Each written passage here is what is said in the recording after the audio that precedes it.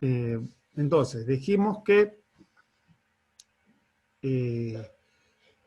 las categorías que vamos a trabajar como muy significativas son de una matriz gramsciana, es decir, de un materialismo histórico o neomaterialismo histórico, donde además de la categoría de estado ampliado, vamos a trabajar con la idea, con los planteos de hegemonía.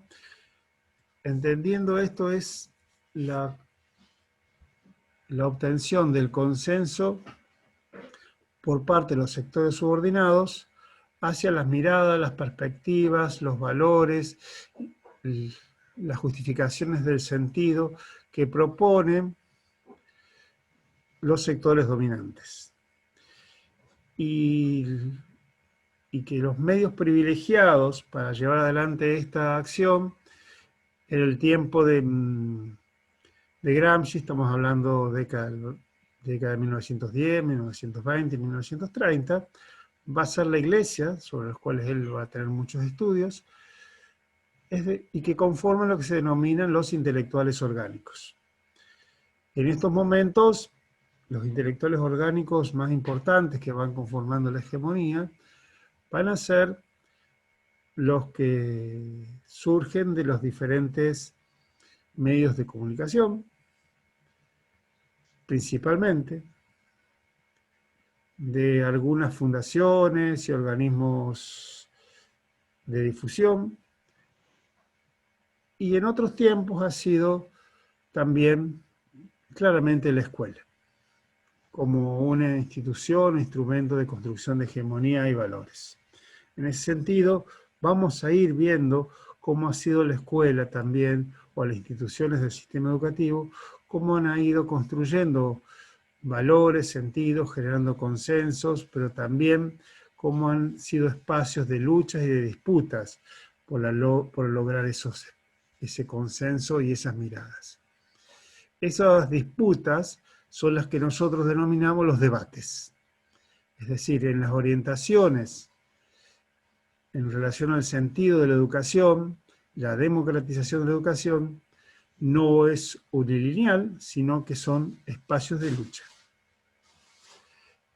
Y dijimos que la hegemonía no se da solamente por la búsqueda de la justificación de la distribución desigual de la riqueza, sino también que es un espacio de lucha de múltiples otras cuestiones, como por ejemplo el rol de la escuela y la relación con la educación, cuáles son las perspectivas que hay en relación al género, a la relación, en las perspectivas en relación a los pueblos originarios, las perspectivas en relación a cómo nos apropiamos de la tierra, es decir, infinidad de problemáticas y situaciones que vamos a ir desarrollando, donde hay justamente debate.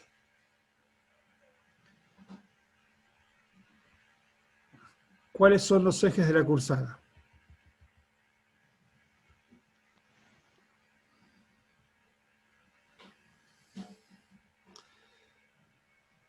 La cursada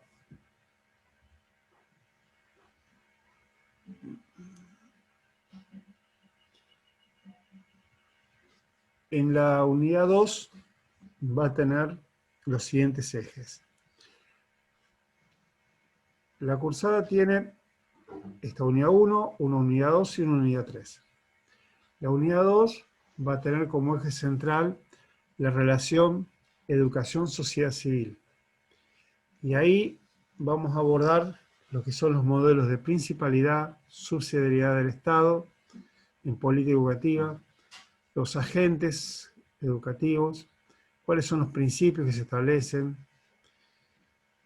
abordar, por ejemplo, a modo de ejemplo que involucra dentro de como problemas, la universalidad, la educación común, la gratuidad, la obligatoriedad, la laicidad, la gradualidad, y como un documento legal que aborda a pensar la cuestión de la principalidad, la subsidiariedad, está la ley 1420 sancionada en 1884. En relación al eje, el otro eje es la relación Estado-Nacional estados jurisdiccionales, es decir, Estado, nacional, provincias. Acá vamos a ver los conceptos de centralización, las políticas de transferencia, el concepto de descentralización o desconcentración educativa, siendo los instrumentos legales el artículo 5 de la Constitución Nacional, la Ley Laínez sancionada en 1905, la Ley de Transferencias del año 1992. Y en relación al derecho de educación, que es pensar en términos de la democratización del sistema, de la democratización de la educación, es decir, quienes tienen derecho a aprender, o si se prioriza el derecho a aprender o el derecho a enseñar. Y ahí vamos a ver el proceso de transformación que ocurre en cuanto al sentido del derecho, desde una concepción del derecho individual de la educación a la educación como un derecho social y como un derecho de carácter personal. En ese sentido, el artículo más significativo que nace, que origina este eje, es el artículo 14 de la Constitución Nacional.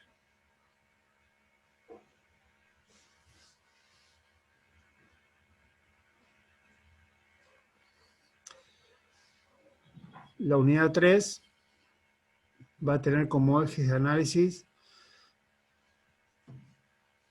los siguientes, y se denomina las políticas de la reforma educativa de los 90 y post-crisis 2001-2002. Es decir, estamos pensando en todas las políticas que nacen a partir de la crisis de los 70 y que tienen su impacto hasta el presente, y trataremos de recorrer el camino de esas políticas hasta lo más cercano posible. Siendo los ejes de análisis para abordar este periodo los siguientes: las políticas centradas en la calidad, la evaluación y medición del resultado del aprendizaje, las políticas de inclusión socioeducativa, las disputas por los sentidos, su incidencia en las escuelas y en el trabajo docente, las tendencias de la privatización educativa en América Latina y Argentina, la resignificación del sentido de lo público para definir el sistema educativo y la escuela, el nivel inicial, los esfuerzos por su consolidación, avances y retrocesos, y finalmente la política de formación y trabajo docente, reformas educativas globales, su impacto en la gestión del personal docente. Estos serían los ejes, veremos si podemos desarrollarlo a todos, veremos hasta dónde llegamos, pero bueno, estos serían los propósitos que uno puede plantear a la forma de iniciar la cursada. Bien.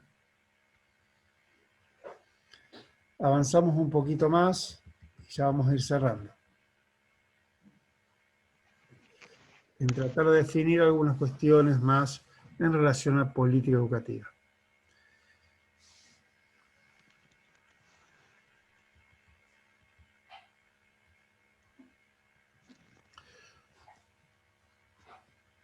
Recién desarrollamos algunos conceptos y categorías gramscianas respecto de política educativa y cómo entendemos la política, cómo entendemos la articulación y la significación del Estado, la sociedad civil, pero para llevar adelante un proceso de enseñanza, el texto de Barco, Rodríguez y Laurente nos invitan a tratar de definir niveles de mayor concretividad. Es decir, tratemos de buscar herramientas, instrumentos que los podemos atar, apropiarnos, con mayor cercanía, por eso mayor concretividad. Y para ello vamos a emplear un par de autores, como son Oslak y Rivas. Si bien Oslak no es de la matriz materialista gramsciana, es más bien de carácter más weberiano, nos plantea algunas definiciones en relación al Estado, señalando que el Estado es lo que hace. Es decir, nosotros al Estado lo entendemos como una relación de dominio. ¿Y cómo se concretiza esa relación de dominio? Mediante las políticas, mediante lo que hace. Esto nos da la idea que cambia en el tiempo. No es lo mismo lo que hacía el Estado a fines del siglo XIX que lo que hace el Estado durante el peronismo, que lo que hace el Estado durante el gobierno de la dictadura militar del 76, que lo que hace el Estado durante el gobierno de Menem, que lo que hace el Estado durante el gobierno de Kirchner. Es decir, el Estado mantiene relaciones de dominio, sí, pero ¿cómo lleva adelante esa relación de dominio? ¿Con qué instituciones? ¿Cuáles son los sentidos que justifican las relaciones de dominación? ¿Cómo logra los consensos? ¿Qué derechos asegura? ¿Cómo hace la distribución de la riqueza? ¿A quién favorece? ¿A quiénes perjudica?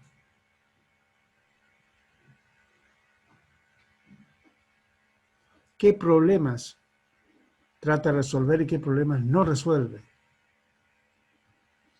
¿Cómo considera a los sujetos?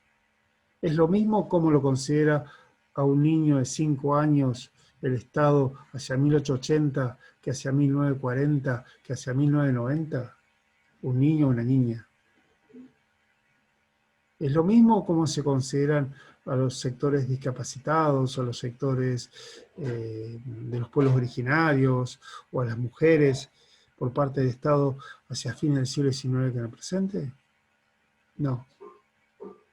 Entonces está definiendo de otra forma a los sujetos, define las relaciones sociales.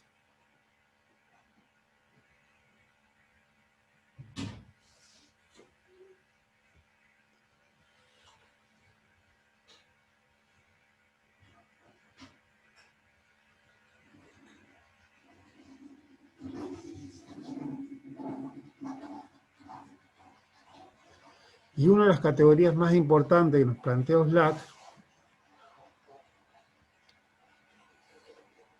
es la de agenda estatal. Este concepto de agenda estatal es, o se refiere, a las cuestiones problemáticas que el Estado lleva adelante para solucionar. Es decir, el Estado, en la sociedad existen numerosas cuestiones, numerosas problemáticas, pero no todas esas problemáticas son abordadas por el Estado. Hay cuestiones que toma en cuenta y hay cuestiones que no toma en cuenta. Las cuestiones que toma en cuenta para llevar adelante son lo que se denomina la agenda estatal y es lo que define el tipo de Estado que es. Pero también define el tipo de Estado que es la forma que lleva adelante esa cuestión estatal o esa agenda estatal. Por ejemplo, en materia educativa, a fines del siglo XIX era casi impensado que una mujer pudiera acceder a la educación universitaria. Y el Estado no tenía en su agenda para nada favorecer, sostener e impulsar la educación femenina en el nivel universitario. Hoy sería impensado, bajo todo punto de vista, que el Estado interviniera o pusiera objeciones a esa cuestión. Es decir, ahí claramente ha definido una política y un problema, y cómo encarar un problema.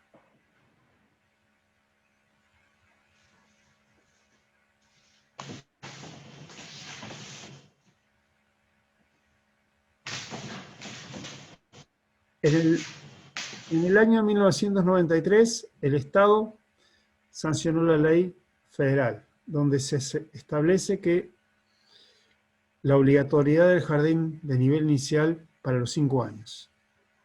Sin embargo, o sea, puso en agenda que tenía que llevar una solución para garantizar la obligatoriedad del nivel. Sin embargo, no implementó en todos estos años políticas reales que garantizaran eficaz y efectivamente el jardín de 5 y su ampliación al jardín de 4.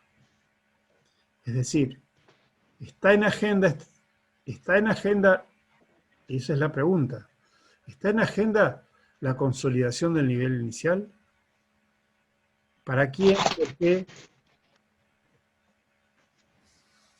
Y eso define el tipo de Estado que es. La pregunta es, ¿por qué el Estado no puso realmente en agenda la consolidación del nivel inicial? Tal vez será porque estamos en medio, o se sancionó esa ley en un contexto de políticas neoliberales, donde plantean un rol subsidiario del Estado, donde plantean de que la sociedad civil se tiene que hacer cargo. Bueno, son todas preguntas que están en el aire. Pero que claramente van definiendo el perfil del Estado en relación a algunas problemáticas.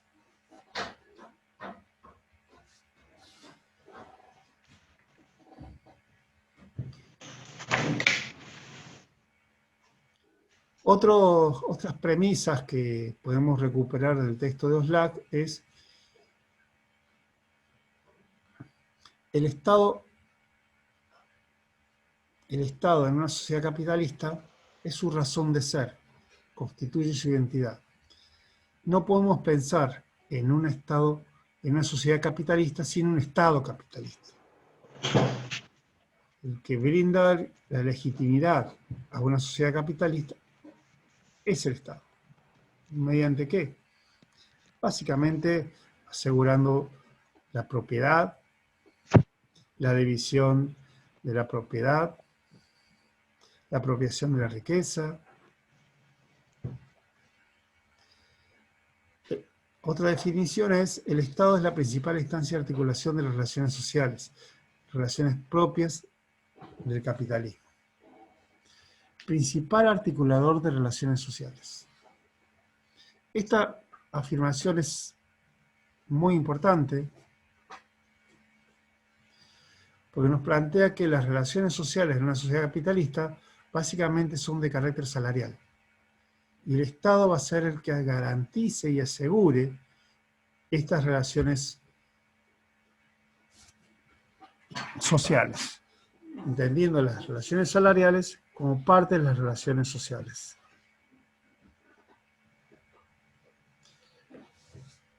Oslac además nos propone pensar el vínculo entre Estado y sociedad civil a partir de una triple relación, a saber, la distribución de la gestión de lo público. Cuando pensamos en la distribución de la gestión de lo público, es pensar quién se hace cargo de la gestión de lo que entendemos por público. Es decir, quién debe gestionar las rutas, quién debe gestionar la seguridad, quién debe gestionar la salud, quién debe gestionar la educación, quién debe gestionar los medios masivos de comunicación. Y vamos a ver que esa definición ha ido modificándose a lo largo del tiempo y que es una cuestión de disputa constante. ¿Sí? Están avisando que queda poco tiempo, ¿nos volvemos a...? No, hasta acá llegamos. Termino esta filmina y hasta acá llegamos. Creo que...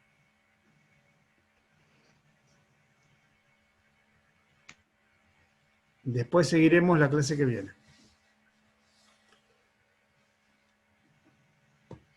Y el otro elemento es, dijimos, la triple relación, la gestión de lo público, los recursos de poder y el excedente social. Cuando hablamos de el excedente social, es cómo se distribuye la riqueza, quién se apropia de la riqueza que se produce y cómo se distribuye. No es lo mismo colocar retenciones al campo que no colocar las retenciones al campo. No es lo mismo tomar créditos a tasas de interés internacionales del 10% que negarse a tomar créditos a tasas de interés internacionales. Si nosotros tomamos créditos a tasa internacional del 10%, estamos favoreciendo claramente a los sectores de la especulación financiera internacional. Si nos resistimos a esas políticas, trataremos de preservar un poco los intereses más locales. Y los recursos del poder.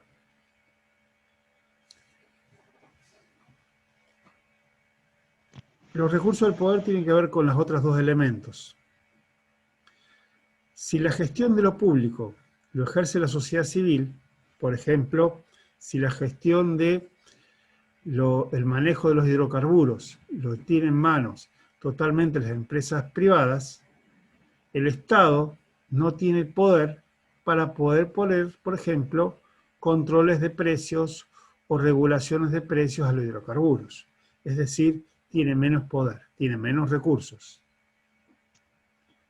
Y en esas políticas, el recurso de poder que le va a quedar al Estado va a tender siempre a basarse en elementos de la coerción, de la fuerza, y no en elementos de búsqueda de consensos. Bueno, esto está también desarrollado en un texto de Oslac que se denomina Las nuevas reglas del juego, que les invito, que está ahí. Hay un cuadro donde ustedes pueden ir comprendiéndolo un poco más. Seguramente, esto para cerrar,